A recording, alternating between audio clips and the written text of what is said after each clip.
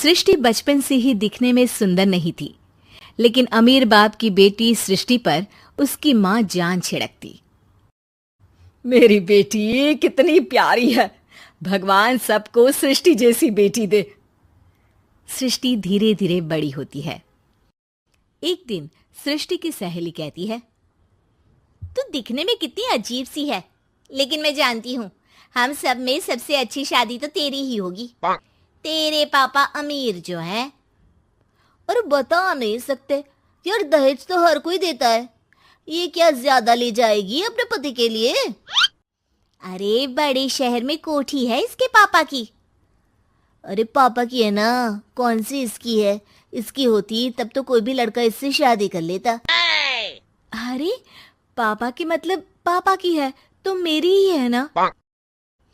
किसने कहा? अब तेरी तो तब होगी ना जब तेरा भाई ना हो। वैसे भी शादी के बाद सारी प्रॉपर्टी भाई के नाम होती है। सृष्टि समझ जाती है कि उसे किसी भी हालत में माँ बाप की सारी प्रॉपर्टी को अपने नाम करना है, लेकिन कैसे?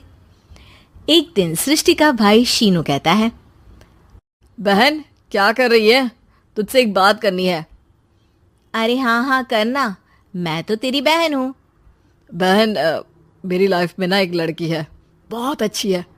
मैं सोच रहा हूँ माँ और पापा से बात करूँ शादी के लिए। सृष्टि को समझ में आ जाता है कि भाई की शादी होते ही भाभी उसे एक दिन भी घर में बर्दाश्त नहीं करेगी। क्या बात है भाई, बताना कौन है वो?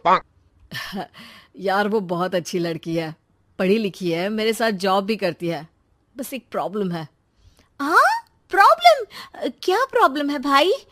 यार वो शादीशुदा है, लेकिन उसके पति ने उसे सिर्फ इसलिए छोड़ दिया क्योंकि उसके माँ बाप दहेज नहीं दे पाए। सृष्टि ये सुनकर न जाने क्यों खुश हो जाती है। अरे भाई तो क्या हुआ, लड़की तुझे तो पसंद है ना? शीनू को लगता है कि बहन उसे समझ रही है।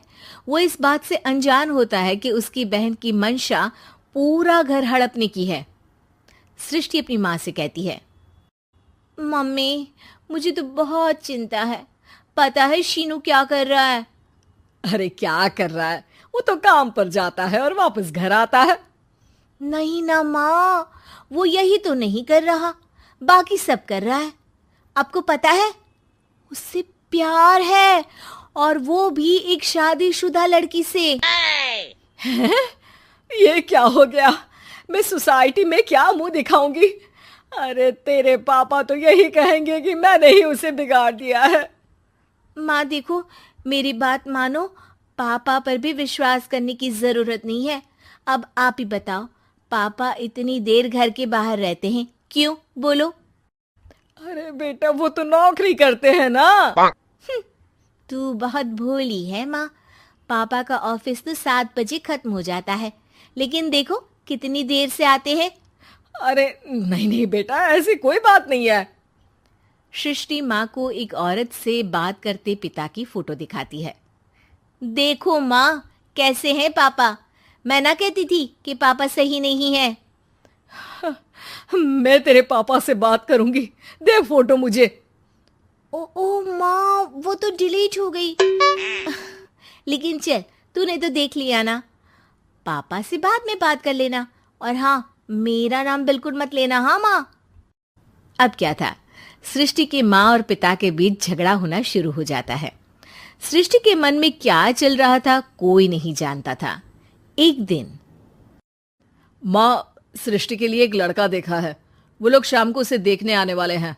और हाँ माँ, एक खुशखबरी, मैं और पापा मिलकर एक नया बिजनेस ट्राई कर रहे हैं। शाम को लड़का आता है, सांवले रंग का। सृष्टि को तो बिल्कुल भी पसंद नहीं आता। लड़की की माँ कहती है, लड़की का चेहरा तो कोई खास नहीं, लेकिन अगर मेरे बेटे को आप लोग सेटल कर दें तो मैं उसकी शादी आपकी बेटी से करवा दूं। सृष्टि को लड़का बिल्कुल पसंद नहीं था। उसे भाई पर गुस्सा आ जाता है। लड़के वालों के जाने के बाद कहती है, माँ देखा शीनू मेरे लिए कैसा लड़का लेकर आया, न दिखाने लायक न सुनने लायक, सेटल भी नहीं, वो भी हम करे। अरे माँ, मैं जानती हूँ ये मेरी शादी किसी भी घर में क्यों करवाना चाहता है। अरे कैसी बात कर रही है बहन, तूने तो देखा ना, लड़के को मैंने ही मना कर दिया तुझसे शादी के लिए। जिसने लड़का बताया था उसने उसकी बहुत तारीफ की थी। बात आई गई हो जाती है, लेकिन सृष्टि का मन शांत नहीं होता। क्या करूँ, कुछ समझ में नहीं आ रहा। मेरी शादी हो गई तो ये लोग पूरी प्रॉपर्टी शीनू के नाम कर देंगे, मेरे हाथ तो कुछ लगेगा ही नहीं। तभी सृष्टि को आइडिया आता है। वो किसी वकील को फोन करती है। जी देखिए, अगर आपके मम्मी पापा का तलाक हो जाता है तो आपके पिता की आधी प्रॉपर्टी आपकी माँ के नाम हो जाएगी, फिर उसे वो किसी को भी दे सकती है। सृष्टि अब माँ को बेटे के खिलाफ भरती है। माँ, शीनू पर नजर रखा करो, वो जिस लड़की के प्यार में है ना, वो शादीशुदा है। यहाँ आएगी, सारा पैसा, रुपया, जमीन, जायदाद सब हड़प लेगी। पापा का भी हाल तुमसे छुपा नहीं है। ऐसा ना हो कि मैं और आप एक दिन सड़क पर भीख मांगे। हे भगवान, मैं तो जीते जी मर जाऊंगी अगर ऐसा हो गया तो। ऐसा हो गया नहीं माँ, ऐसा ही होगा। अभी समय है, आगे का सोच लो। मैं तो कहती हूँ पापा से आधी प्रॉपर्टी लेकर अलग हो जाओ। पापा की आधी प्रॉपर्टी भी हम लोगों को अगर मिल जाती है ना, तो अगले 7 जन्म सफल समझो। बेचारी माँ बेटी के कहने पर पति से तलाक लेकर अलग हो जाती है। सृष्टि अब पैसों से गाड़ी और अपने दूसरे महंगे शौक पूरे करने लगी। उसके दोस्त भी उसके पैसे इस्तेमाल करते। सृष्टि, कल तुम कहाँ थी? मैं सारा दिन घर पर अकेली थी। तो मैं क्या करूं? मैंने ठेका तो नहीं लिया है ना तुम्हें संभालने का। माँ को सृष्टि से ये उम्मीद नहीं थी। वो बैठकर रोने लगती है। वहीं उसका पति यानी कि सृष्टि के पिता आ जाते हैं। मैं जानता था कि तुम्हारा यही हाल होगा, तो आपने मुझे रोका क्यों नहीं? मैं रोकता तो तुम रुकती क्या? सृष्टि के कहने पर तुमने मुझ पर अपने बेटे पर शक किया, लेकिन तुम ये भूल गई कि कैसे हम दोनों ने मिलकर जीवन में इतना सब खड़ा किया। माँ पति के गले लग जाती है। मुझे माफ कर दीजिए, मैंने आपकी कमाई का एक बड़ा हिस्सा गवा दिया। कोई बात नहीं, तुम साथ हो तो मैं ऐसी 7 प्रॉपर्टी खड़ी कर दूंगा। तभी वहां सृष्टि आ जाती है रोते हुए। माँ, मयंक ने मुझे छोड़ दिया। वो बोल रहा था जब तक मेरे पास पैसे थे तब तक ही वो मेरे साथ था।